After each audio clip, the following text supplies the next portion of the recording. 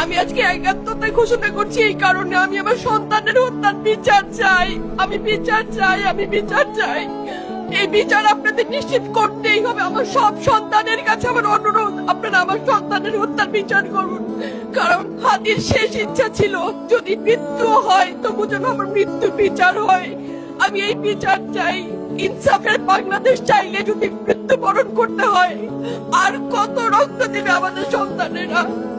আর সহ্য করার ক্ষমতা আমাদের নাই। আমাদের সন্তানদের বাঁচতে দিন। ইনসাফের বাংলাদেশ গায়েব হোক। আমরা আর সহ্য করতে পারি না। প্রশাসনের কাছে, সবার কাছে একটাই মাত্র অনুরোধ, আমাদের বাচ্চাদের বাঁচতে দিন, আমাদের ইনসাফের বাংলাদেশ দিন। কথা বলার শক্তি আমার নাই, আমার চোখ ভরে আসছে। আমি সহ্য করার শক্তি আমাদের নাই। আমাদের বাচ্চাদের বাঁচতে দিন। প্রশাসন সজাগ হবে কবে? আর কত মৃত্যু আমার বাচ্চাদের দেখতে হবে?